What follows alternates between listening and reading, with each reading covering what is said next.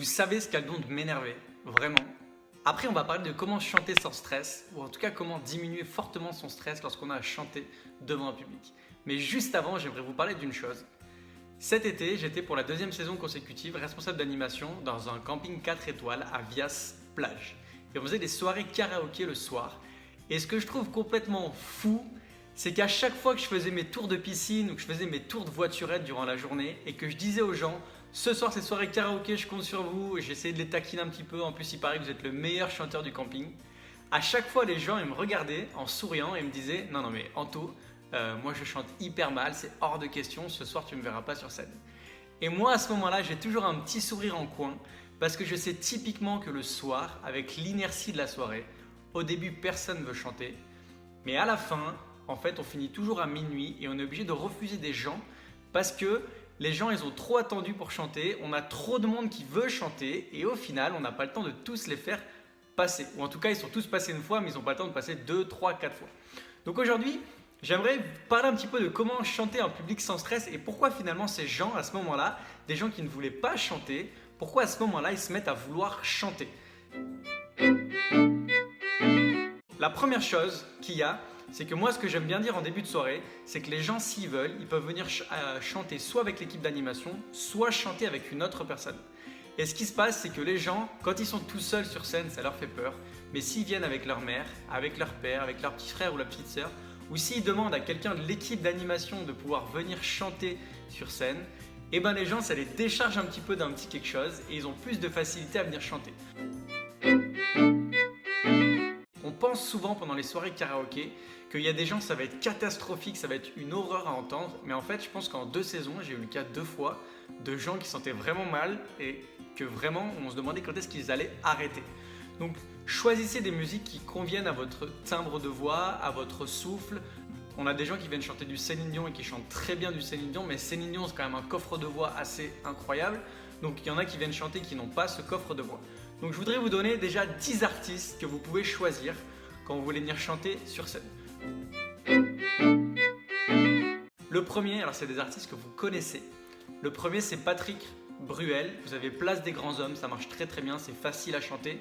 Et en plus, l'avantage, c'est que vous avez toujours le public qui va suivre avec vous, donc ça vous emporte un petit peu. Ensuite, vous avez du Patrick Sébastien. Alors, je sais que je vais me faire taper dessus parce qu'il y en a qui le détestent, mais en tout cas, on ne peut pas nier une chose, c'est que ces musiques fonctionnent, ça met de l'ambiance. Ensuite, vous avez tous les artistes comme Indochine. Vous avez ensuite la boulette de Diams. Cet été, on a des femmes qui étaient déjà venues l'été dernier, qui sont revenues cet été. Tous les années, elles font la boulette de Diams. C'est à mourir de rire, c'est facile à chanter et c'est vraiment très bon enfant. Ensuite, vous avez Edith Piaf. Ça marche très très bien aussi, puisqu'on a le public souvent qui va chanter avec vous. Ensuite, vous avez Kyo, Dernière Danse. Alors là, en général, il y a toute l'adolescence qui commence à remonter. Ensuite, vous avez Johnny Hallyday, vous avez Allumé le feu, mais vous en avez beaucoup d'autres. Surtout pour les gens qui ont à peu près 40-50 ans. Souvent, on a un timbre de voix en fait qui est assez rock, assez grave et qui correspond très bien aux chansons. Ensuite, vous avez Mistral Gagnant de Renaud. Pareil, c'est une chanson qui marche très très bien. Et pareil, c'est des musiques que tout le monde connaît.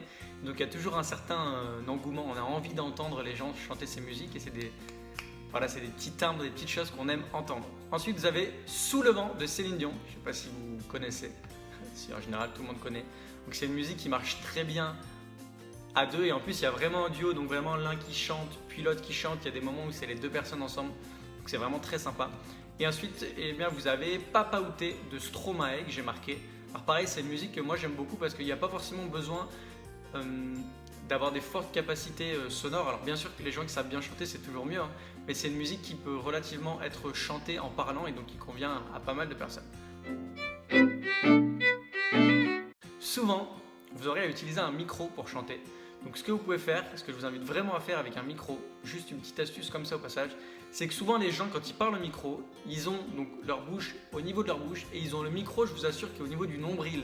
Donc en fait les gens ils chantent mais on les entend pas. Donc pour le micro, si vous voulez une astuce simple, rapide, efficace, vous mettez le micro sur votre menton, juste ici, vous collez le micro, comme ça vous évite quand vous tournez la tête d'avoir le micro qui ne suit pas et d'avoir des coupures sonores quand vous chantez. Et comme ça quand vous allez chanter, on va vous entendre. Et rassurez-vous si le son il est trop fort ou pas assez fort, souvent vous allez avoir un technicien derrière qui va vous baisser le son. Ou sinon, vous pouvez tout simplement écarter légèrement le micro de votre voix. Voilà, je vous en dis pas plus pour aujourd'hui. J'espère que cette vidéo vous a plu. N'hésitez pas à vous abonner à la chaîne YouTube et à commenter sous les vidéos pour participer au concours et remporter une carte cadeau à la fin de ces 30 jours si vous êtes tiré au sort. Je vous en dis pas plus et je vous dis à demain pour la prochaine vidéo.